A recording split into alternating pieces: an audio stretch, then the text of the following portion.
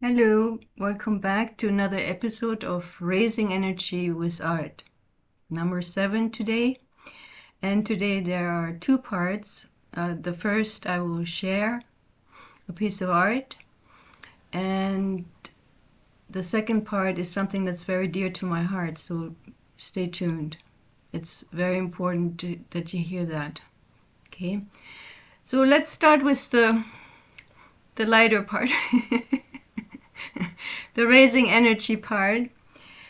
It's after art school now. I'm jumping around a little bit, but that's okay.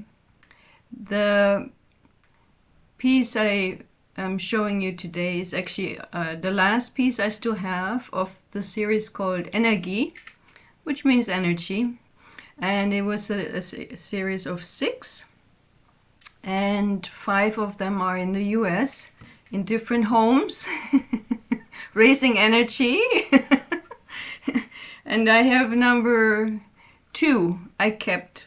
That is my personal, and yes, that was a standalone. The others, hanging next to another. It looks really nice when you have several, like my friends had in Atlanta, Georgia. They now live in Florida. They had it over their couch, and they were delighted. In their small city apartment, they sent me a really nice note how, it every day just lifts them up. I didn't remember the note. It's not that important.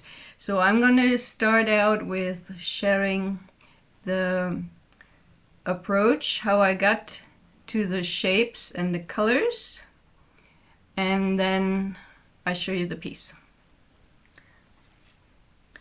So I love digital work, meaning photography, but the digital, the modern. Not so much with the. However, I did have photography 1 and 2, so in high school, and as a matter of fact, in school, all through my journey through the different school system, the German one, especially, I took all the classes that were available for artists, anything creative, and there was photography 1 and 2, and we actually did build our own camera and did a black and white, and then developing it in the lab, and did so many different things: woodwork, batik, drawing, drafting. It's the technical drawing. Excuse me. I am not writing a script. I'm just whatever wants to come up. I'm sharing this today, and so yes, photography was already early in my life, and so I took images of a candle flame, and these are the small ones, just the part, I'm sure there are many more.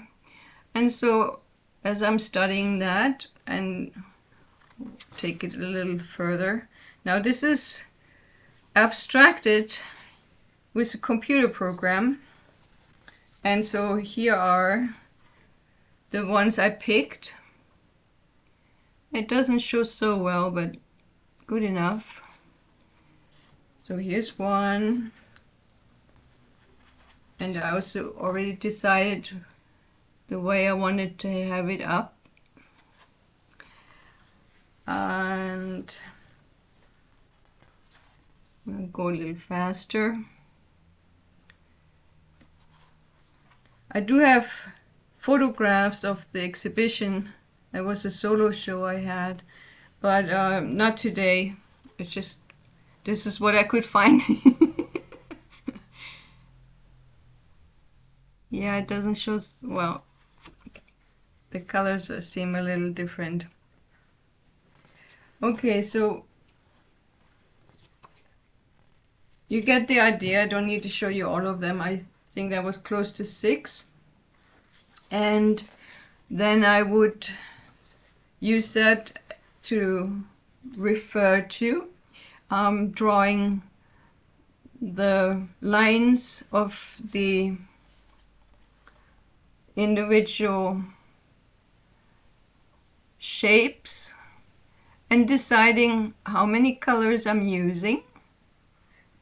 How many colors did I use? 7, and good number. And then I would start with the inner and working my way out, and not with a brush, but I roll it on, which you have to have a very steady hand and, you know, a lot of patience to get it to the way the German likes it. Perfect. So this is the final piece that I kept. So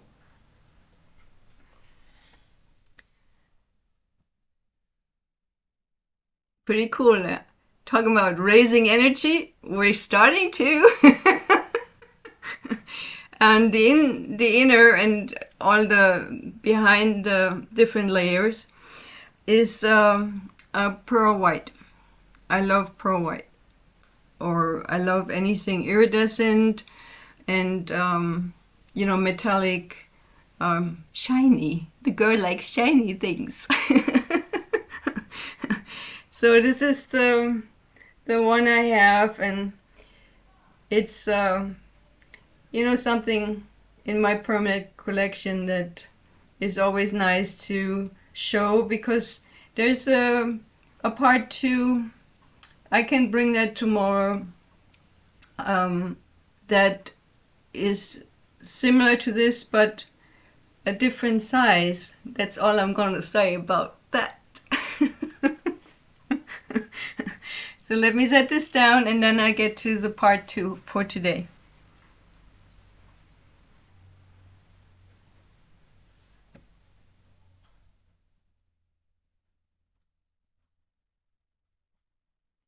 So yeah, it's getting lively. What I have shared so far, I you know, talked about the art school, and one could think that I'm trying to, you know, talk about all my achievements, and in a way I am. But the reason I'm bringing this to you is it took me a long time to get to go to art school and to do what I love, and to, you know, to follow my heart there, because I grew up in Germany in a system that, you know, you had to be, I already mentioned that in the former videos, that it wasn't supported, you know, not just within the parental, you know, what is obviously very important to a young person, that you know, you have the support of your home. Well, and then in the school, even though it was always where my, you know, since we got graded on everything, as schools do, that's where all my really good grades were, and the rest I was just struggling, because in a way it just, there were, you know, different classes that just simply didn't interest me, and I much rather was looking out the window at the clouds because they were so cool that day. So, and that's, you know, a typical example of you know, being a young artist and not finding that support right away. So I am sharing about my schooling because it was a very bumpy road. It was challenging And at the same time, I'm still, pursuing the arts, and I feel that it's now actually is the time where it really starts for me, because it feels everything was preparation to here. And maybe I'm just, a mentor for others. And so what I'm bringing to you today is important. It's dear to my heart, is that, again, if you have a young child, or if you are a young kid and you're watching this, and you don't have the support that you wish you would have, excuse me, it's just follow your heart and do, and as far as the going to art school, it's helpful for sure to learn the tools. But I already said this in an earlier video, we all are artists, we all are creatives, and just know that you don't need ribbons of someone thinking that you deserve to win some prize for this or that.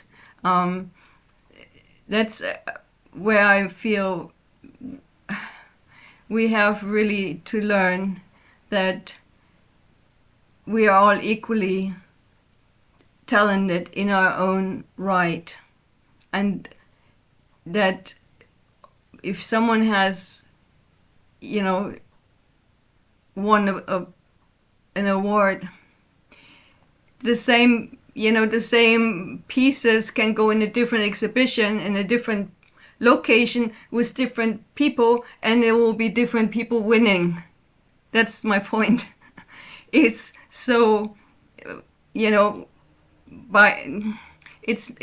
just not important, and this is actually what keeps us apart. Instead of, as artists, to come together, to work together, to support each other joyfully, we act like we are enemies.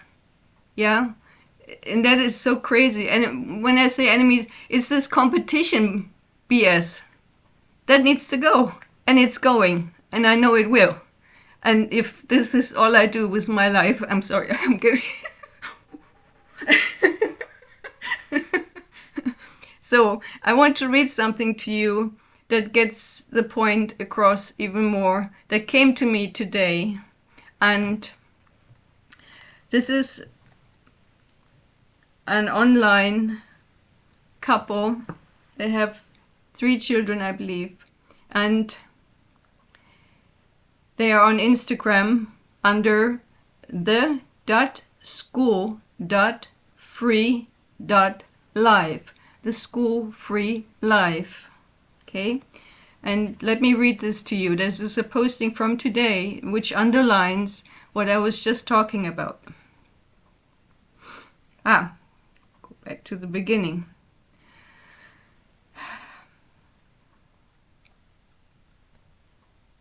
School.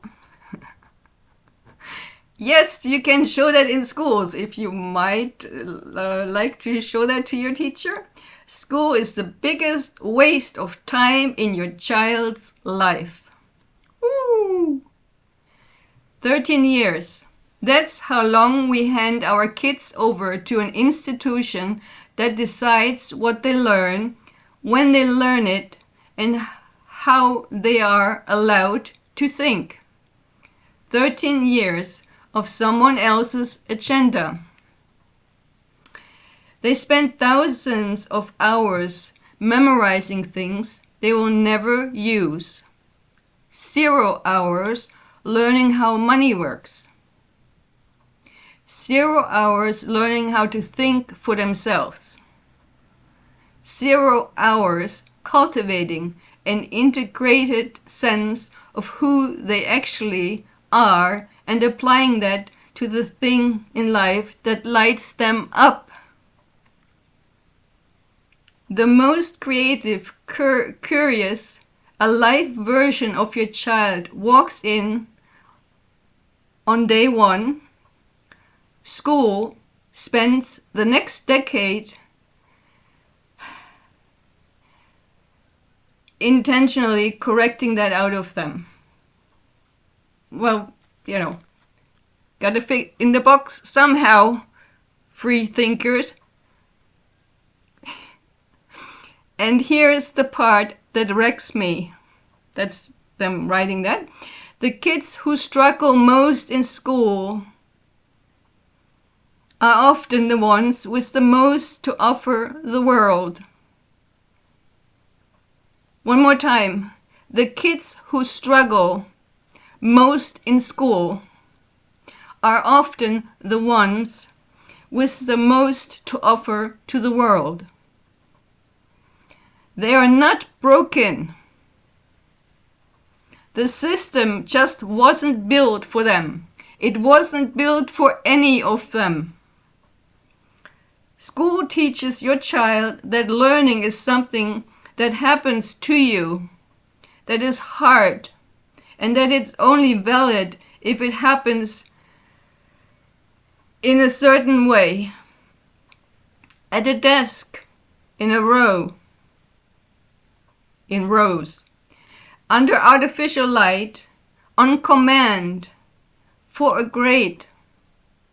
And then we wonder why adults have so many blockages around learning and trusting themselves. What if the 13 years were theirs to follow obsessions, ask real questions, make things fail, play, rest and figure out who they are? That's not radical. That's a normal, natural childhood done right.